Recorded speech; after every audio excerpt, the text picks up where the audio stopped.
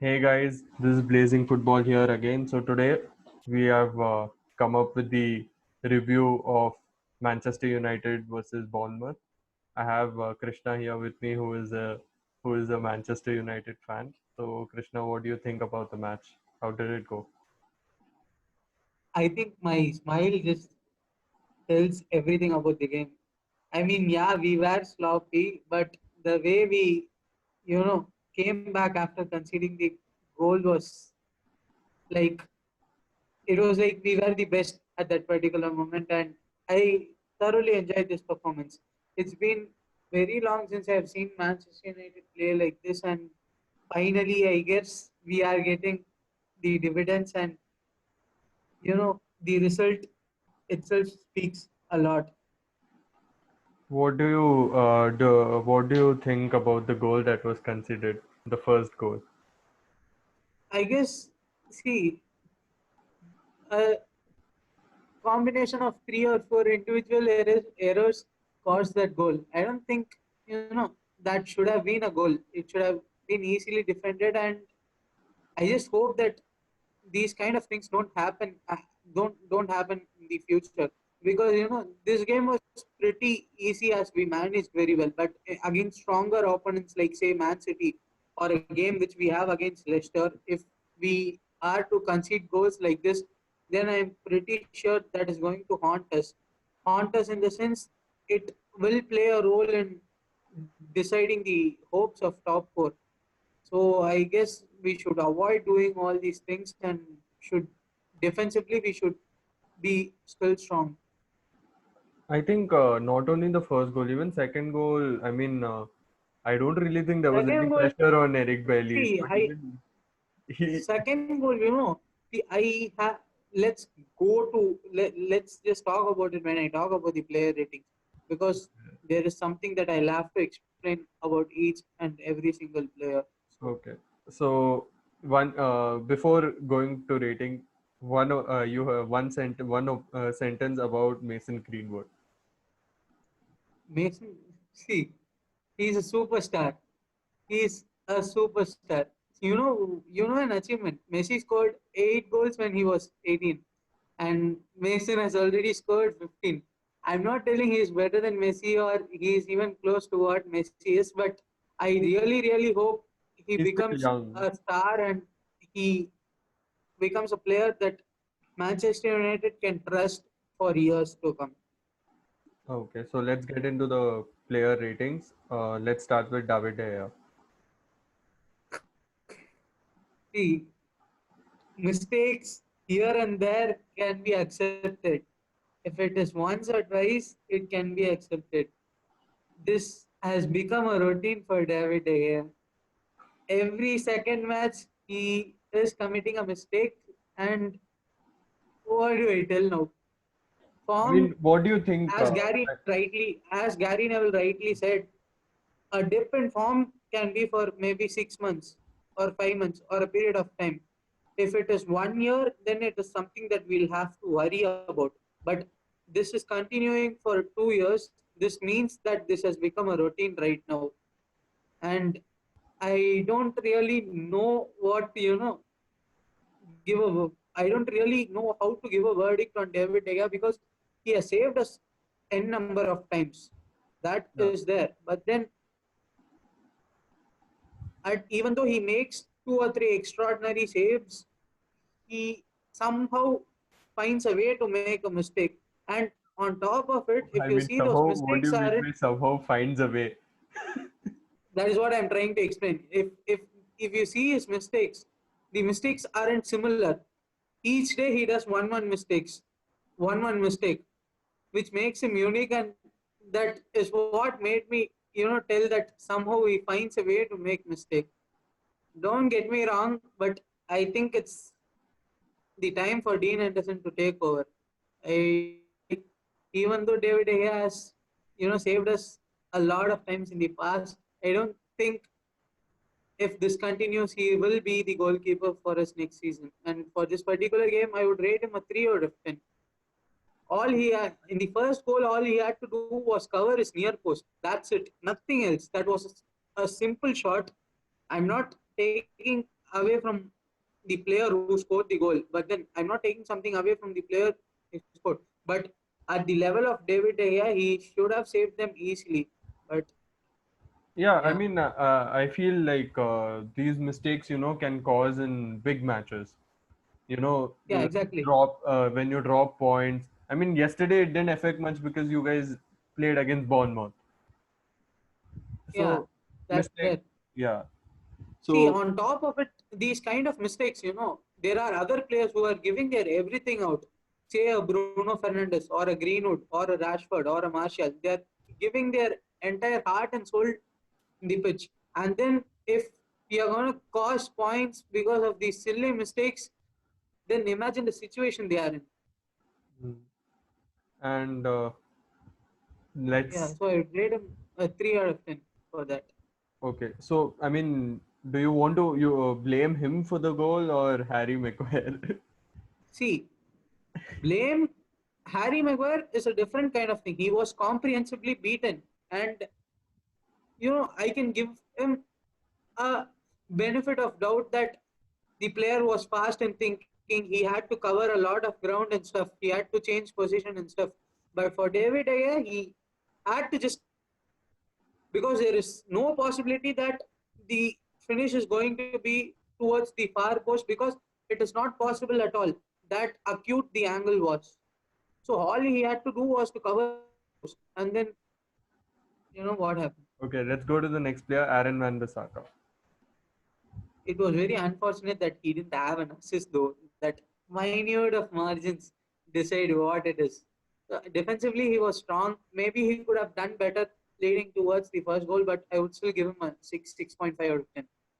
Okay, and Victor Lindelof. See, Victor Lindelof was very weak when the cross came in from Sebastian Haller at the first place, which Mm, led to the goal. But then he recovered well. So I guess, and he played only till the half time. He suffered a back injury and he was forced to be substituted. So I guess he would receive a 5.5 out of 10 for this team. okay, and Harry Maguire. Again, Harry Maguire, that one particular mistake, entirely what that one particular mistakes literally made other good contributions of his disappear, because there were n number of times he was driving towards the midfield with the ball. There were n number of times where he found Bruno Fernandes or a Van Bissaka or a Luke Shaw with his passes.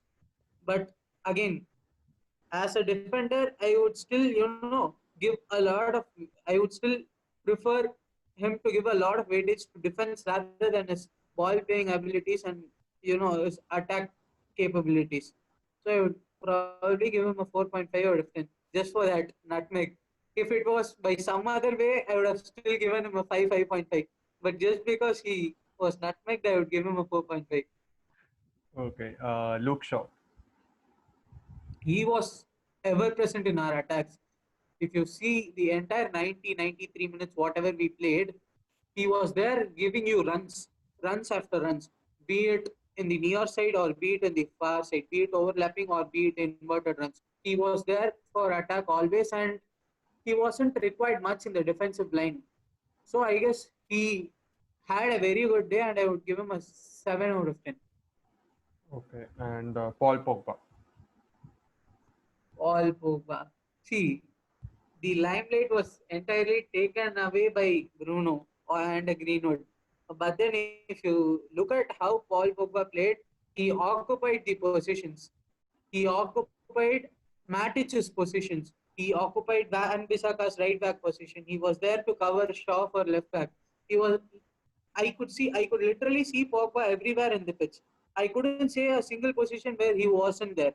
And obviously his passes, even though he made them look simple, that weren't very easy to pick out a Bruno Fernandes who is like who's behind three or four defenders from the opponent.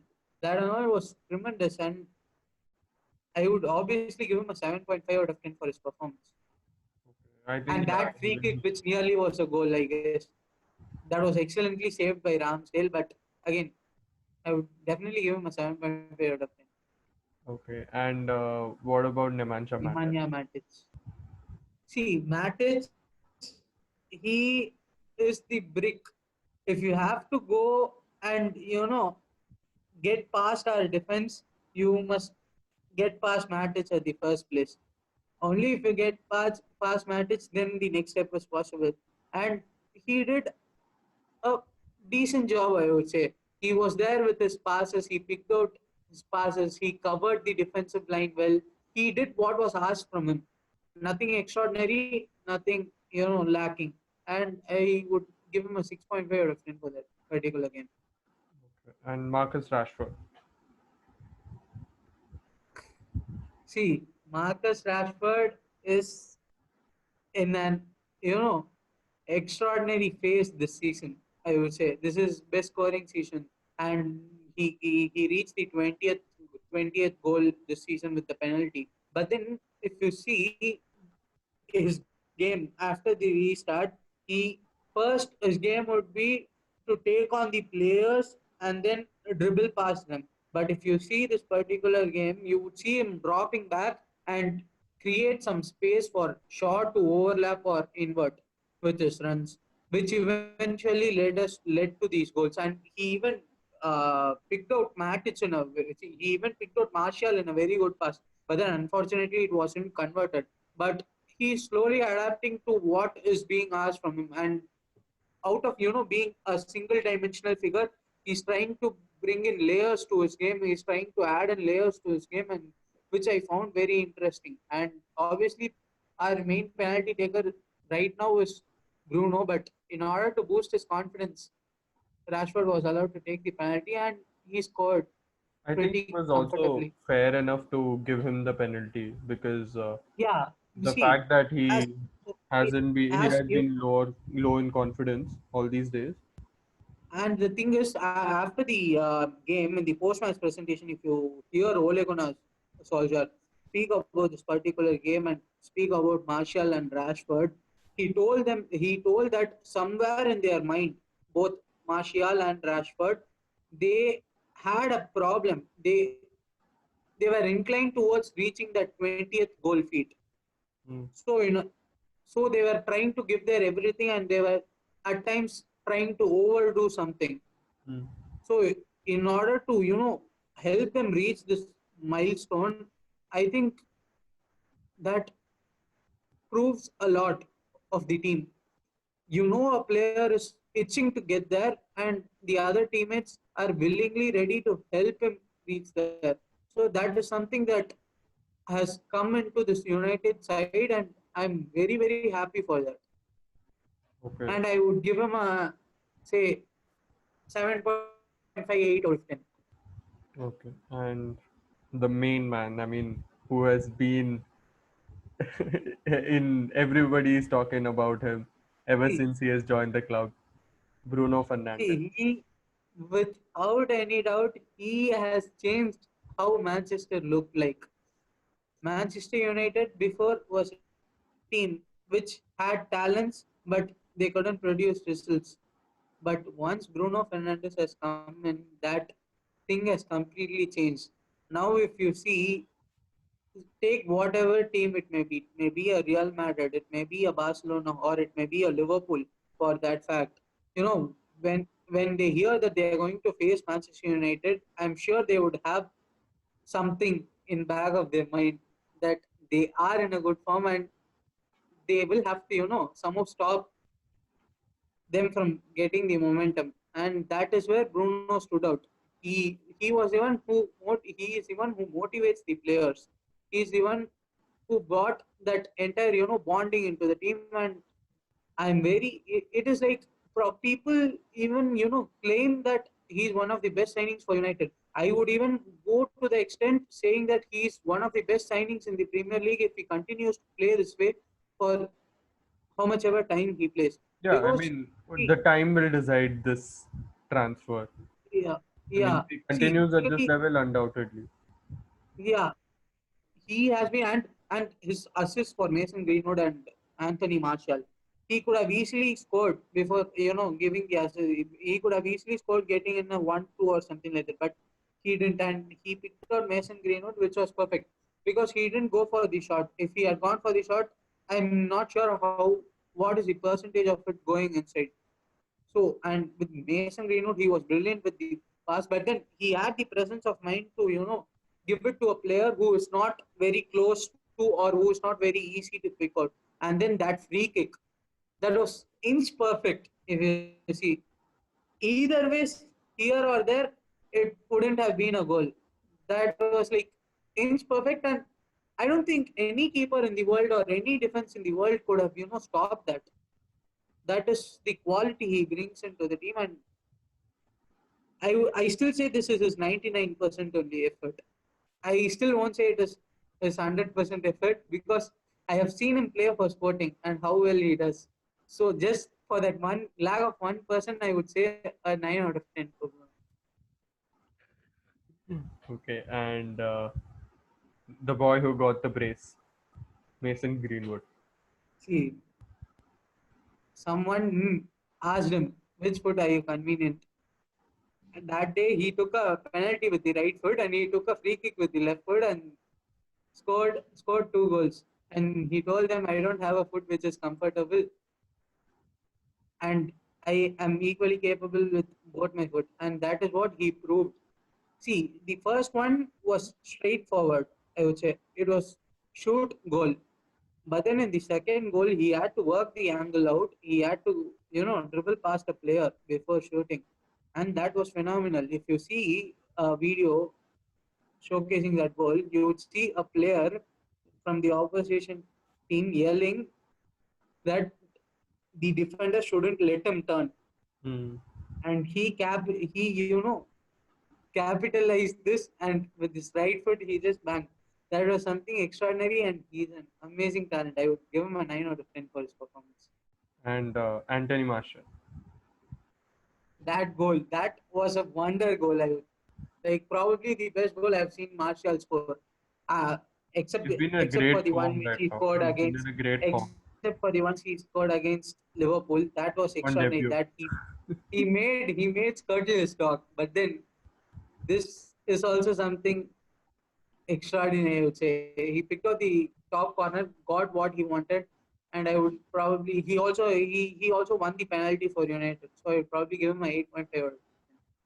And So going let's, into the substitutes, yeah, Eric Bailey. see Eric, that penalty, I wouldn't say it was by his mistake. To be very honest, I would still call it a mistake of Mattis because it wasn't the right pass. Even if he had to pick out Bailey, that wasn't the right height for him to pass, for Matic to pass. But So do I you would still think? give him the benefit of doubt. Do you The think one he did, Bailey was not really under pressure at that moment? So, he wasn't under pressure. He just tried to control, and I still am 50-50 with the decision because I still feel it was the shoulder. But then, not claiming that it isn't a penalty and all, but still, I would give him a benefit of doubt, and I would. Other than that, he was your pretty opinion would have decent. been different if the result was different. Probably. But yeah, I wouldn't, other than that, he was decent, and I would probably give him a 5 out of 10. Okay. And Fred. See, after Fred came in, I didn't see him put one foot wrong. Everything was perfect. Whatever he tried came out. So there isn't much he tried. Maybe he could have, got a goal from Rashford's pass had he controlled properly. But still, I think he he was perfect in what he was doing, and I would give him a 7 out of 10. Okay. Daniel James. See, Daniel James is very pacey, but I don't know what else he has got. He just runs, and runs. His decision making has to improve, and it was very They remind unfortunate you that of Theo he Walcott. kind of, but yeah, again, he could have got a goal, but unfortunate. So I guess Okay. that's And 80th minute, Odion Ighalo came in. yeah. So it's fine. The next player is Juan Mata, and He could have got more minutes, but yeah, it's okay. I guess I would give him a 6 out of 10. He picked out the right passes and all. And Odion Igalo, he should have scored that. It was criminal of him to miss what he had done. But then again, you cannot ask much from a substitute. He had very few times to even, very few minutes to even impact the game. So again, I would give him a 5 out of 10. So that's all today for you guys from Blazing Football. Please share, like, and subscribe for amazing content.